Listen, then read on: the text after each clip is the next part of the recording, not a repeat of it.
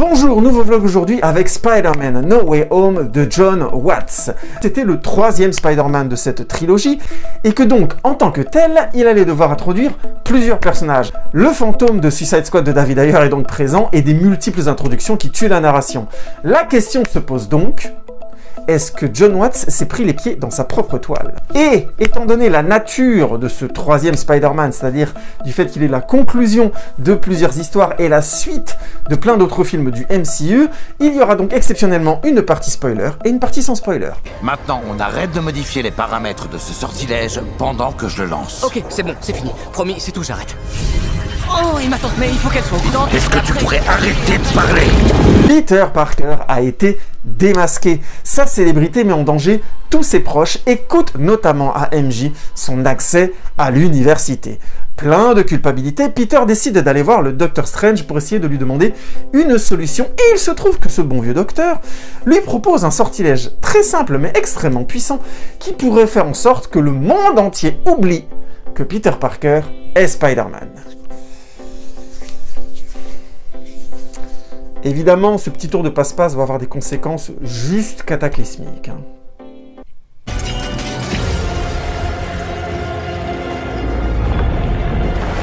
Ce troisième Spider-Man de cette nouvelle trilogie avait un rôle très compliqué puisqu'il devait essayer de renouveler un peu cet univers, de ne pas refaire ce que les précédents Spider-Man avaient fait, et il forçait d'admettre qu'au niveau scénaristique, c'est pas mal du tout. Les personnages qui arrivent, les méchants et les gentils, ne changent pas de personnalité et reviennent, je trouve, avec une cohérence qui est assez impressionnante pour le coup. À la limite, certains personnages sont un peu moins clownesques, mais on verra ça dans la partie spoiler.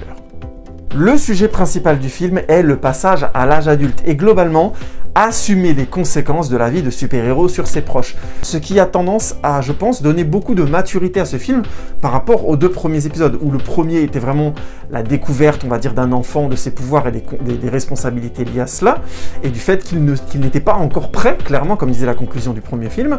Dans le deuxième film, on voyait clairement son incapacité à un moment donné à assumer complètement le fait qu'il est un super-héros et qu'il a d'énormes responsabilités et à la fin, il devait commencer à complètement les assumer. Et dans ce dernier film, il passe clairement à l'âge adulte. Just talk about this.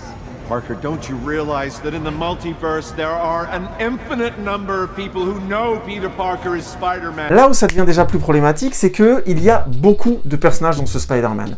Et donc, par définition, beaucoup de dialogues. Encore une fois, les personnages reviennent avec des personnalités qu'on leur connaît, donc il n'y a pas de très grande surprise à cet endroit-là. Mais pour peu qu'on connaisse peu ou pas du tout l'univers des Spider-Man, ça va commencer à devenir chaud très vite, parce que, mine de rien, il y a beaucoup de dialogues, d'explications. Le scénario est plutôt bien écrit, il y a eu un beau travail, donc on insère plutôt bien de manière dynamique, avec des blagues et avec des situations relativement cohérentes, la réalité des différents personnages. Nonobstant ce fait, par moments, ça reste un peu confus, ça reste un peu touffu, le scénario n'a pas pu aller clairement jusqu'au bout de son écriture et on le sent un petit peu, même si globalement, je trouve que ça reste encore tout à fait comestible. Ne me faites pas dire ce que j'ai pas dit cependant, il y a de vrais problèmes dans le scénario, notamment le point de départ de l'intrigue est assez gros, c'est un tour de magie, entre guillemets, qui est raté. J'ai pas envie de dire que Doctor Strange a l'air un peu con, mais honnêtement, c'est un peu étrange et c'est un poil forcé. Et surtout, mais je pense que ça c'est plus problématique encore en termes de scénario, les conséquences des films précédents, des Spider-Man de Tom Holland précédents, sont assez vite époustées, voire carrément absentes. J'en parlerai plus dans la partie spoiler, mais clairement, c'est un problème. Vous avez bien entendu, Spider-Man n'est autre que Peter Parker.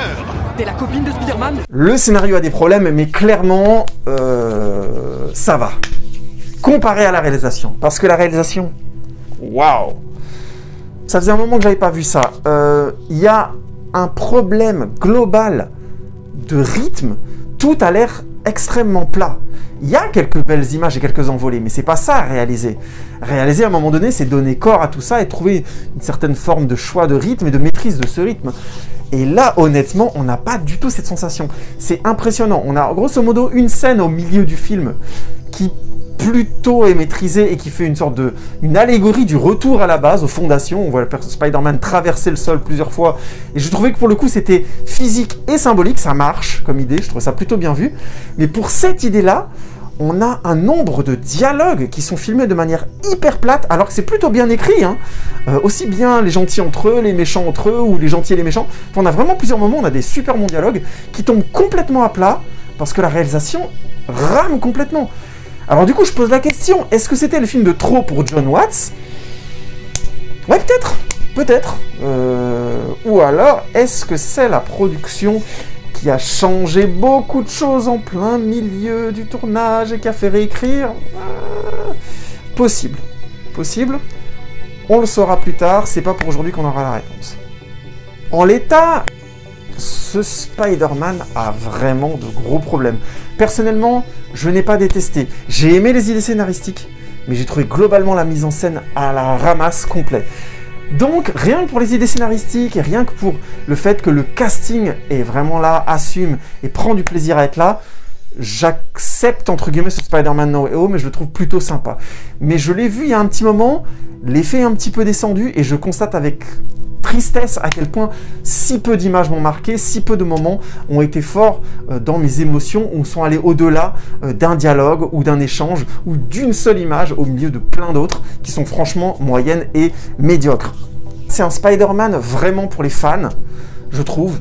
Les newbies, ceux qui connaissent pas du tout, vont être complètement perdus, honnêtement, je pense, parce que c'est beaucoup trop dense et le scénario se débat avec ces différents éléments, mais a vraiment du mal déjà à y arriver, alors quand en plus la réalisation n'arrive pas à relever le truc, à trouver une solution, bon bah on obtient un résultat qui, à mon avis, ne sera vraiment agréable ou profond même, n'aura de la profondeur que pour les vrais fans de Spider-Man, pour les gens qui ont suivi la série depuis longtemps. Je suis désolé. J'insiste, le casting, la maîtrise que les acteurs ont de leur personnage est impressionnante. Tom Holland en tête, parmi d'autres que je ne vais pas spoiler ici, mais je suis admiratif de à quel point les acteurs ont réussi à faire du personnage quelque chose qui leur est complètement personnel. Et ça fait beaucoup de bien au film. Ça l'aide vraiment à décoller par moments, parce que la réalisation, c'est simple, c'est le premier film du MCU que je vois où il y a autant une réalisation qui n'arrive pas à mettre en scène de bonnes idées. J'ai déjà vu des cas de films mal réalisés ou mous, Thor 2 par exemple, ou celui qui avait juste pas vraiment d'idées intéressantes comme Captain Marvel. Mais en l'occurrence, d'aussi bonnes idées scénaristiques, avec des problèmes, mais qui a de vraies bonnes idées scénaristiques, avec une mise en scène aussi perdue, ça faisait longtemps et j'avais jamais vu ça. Du coup, le film a une difficulté dingue à donner de l'ampleur à la moindre scène. C'est vraiment triste à voir. Il y a de très beaux moments, il y a de très belles images. Mais une image, ça fait pas une séquence, ça fait pas une scène en entier. J'ai du mal à sortir une scène en entier du film que je trouve solide. C'est quand même assez fou pour un film qui, à mon avis, avait un très beau potentiel. I know, I get it, but we can't just send them home to die. It's their fate. Pour résumer cette partie sans spoil, je dirais que c'est un film original sur Spider-Man, mais décevant vis-à-vis de son potentiel. Donc, si vous n'êtes pas fan de Spider-Man, franchement, je vous le déconseille.